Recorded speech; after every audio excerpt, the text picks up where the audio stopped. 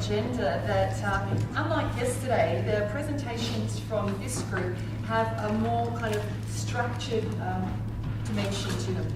We had 3 questions that we were asked to respond to, whereas yesterday they were sort of more open in one question. So I tried to follow the rules and answer the questions, and we'll just see how we go.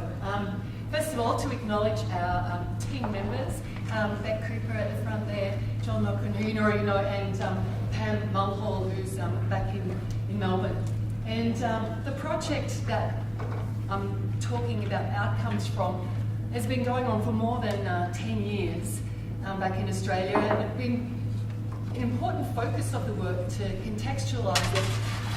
Is that the purpose of what we've been trying to do is to find ways in which we could access and document and share expert science teachers' knowledge about their practice in ways that are meaningful and useful for the profession. So maybe, you know, we were trying to create the perfect match for John. So trying to find that partner, you know, that was real, that could be the PCK for you to fall in love with. We weren't so wedded over time. We became a little less wedded to the idea of PCK in itself, more about ways of capturing that knowledge that was practical and relevant for teachers. So that's my framing over here. Our first question was around the idea about whether PCK is canonical or a form of professional collective knowledge or personal in terms of both its generation and use, or both. It's kind of complex, so you get the summarised version up the top. The work that we did as we talked with teachers over years helped us to see, and when we asked them around particular aspects of content, around particular topics, that there was collective agreement around particular big ideas that we came to recognise about the content, about ideas for teaching, and collective agreement around particular aspects in the ways of teaching and instructional strategies, the ideas about misconceptions, for example. So there were things that we could gather together around particular topics, but we also saw that there were elements that were personally unique. The kinds of representations that teachers chose, the ways in which they put those things together in classroom practice, the ways in which they structured the content sometimes became clear to us that there were these personally unique components. But it was possible to gather together the sorts of things that these experienced expert teachers told us about topics. We came to figure out ways of representing that knowledge that we thought might be useful over, again, a long period of time of talking with teachers about how they saw the teaching of particular topics, what they thought worked well, etc. And, well, I'm going to show you something that a lot of people will already be familiar with, and it might be a little bit difficult to see, to read some of it.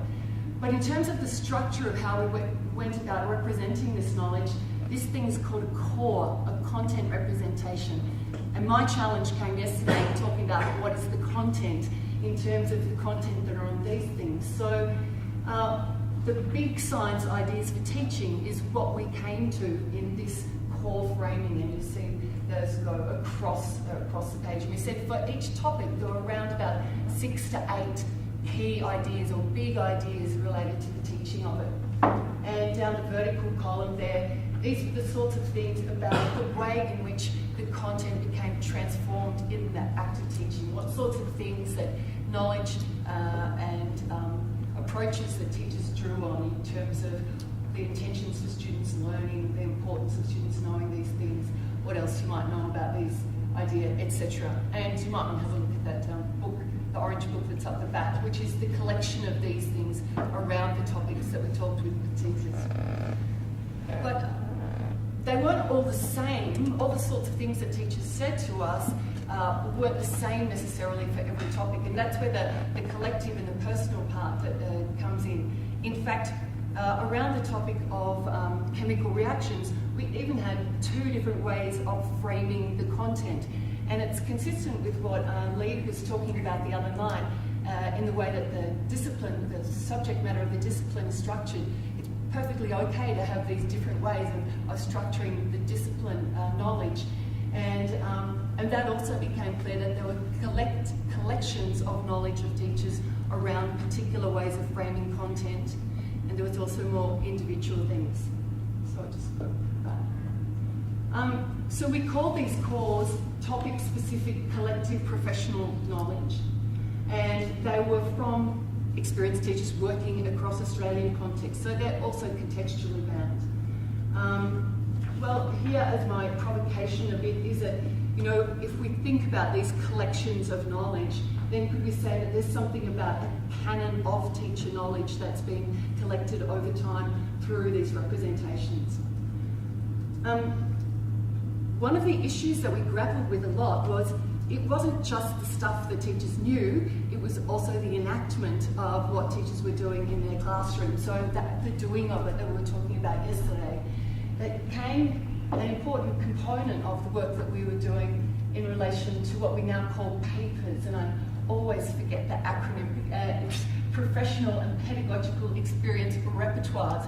But basically, these became a narrative of the teacher's thinking and actions in action. So it was a coming together of the elements of the core and what it would look like in a classroom situation in a practical way. Okay, so that was the first question. The second question was around the idea of PCK's transformative or integrative and whether there's a developmental distinction. Well, I don't really know, to tell you the truth. And when I think about transformation and integration, I start to get really messy in the head. And I think that if we consider the notion of transformation, when a teacher's working towards developing student understanding of a particular piece of content, and we're hoping that that is an act of transformation in itself. So that's the way in which we're using that idea of transformation. However, if we want to have a concrete example of what that actually looks like in practice, that's rather difficult. How do you see all those interactive elements that are working in a teacher's practice that we can just put a finger on and say that that's PCK? Mostly we were saying, well, we can see sort of glimpses into a teacher's PCK, and how do you make a collection of those things together? We do have some colleagues in Australia who've been working on ways of thinking about the different elements of PCK and how you might start to build those up in a pre-service program and think about how to bring those together in order to fast-track the development of teachers' knowledge of teaching. So I'm going to come back to that one in the next slide. What's the relationship then to the collective and the personal and the tacit and the explicit? One of the huge difficulties that most of you have already talked about and that we encountered as well is how do you get at the sort of knowledge that you want someone to tell you about their practice when it's not the habit of people who are working in classrooms to talk about their practice or to talk in the ways that researchers expect them or would like them to talk about practice.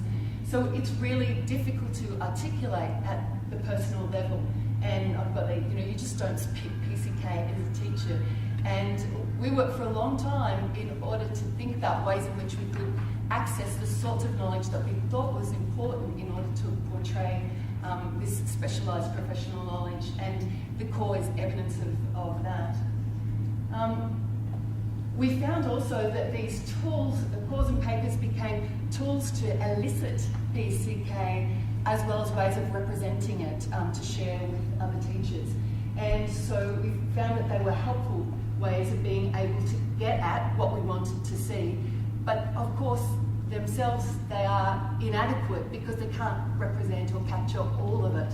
So there are still aspects that remain elusive. There are tacit aspects that are so embedded in a teacher's practice, or ways of being able to speak with teachers that just can't allow us to surface those things. But we did find those particular tools were helpful in promoting the conversations.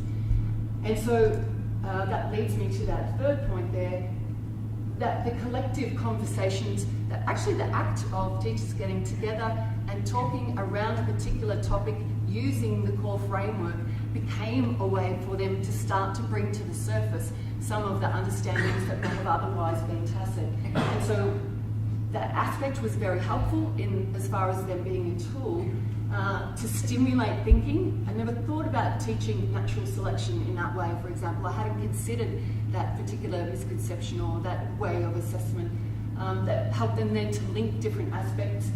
And we also anticipated and hoped that by using these tools that we might start to promote professional shared language of teaching that then made it easier to have those conversations.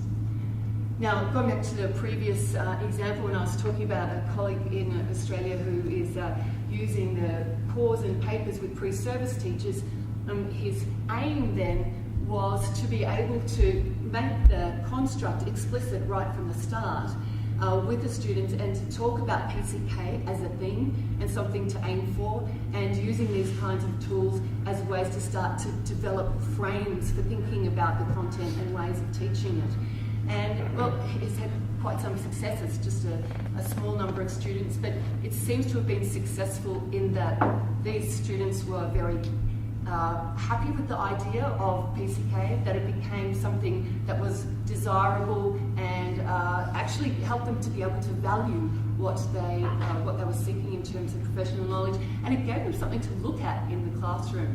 So we think that it is some success that we've experienced in terms of using the tools in order to be able to help to make these things explicit, but that we're still chasing other aspects clearly, and that it's a bit of an impossible dream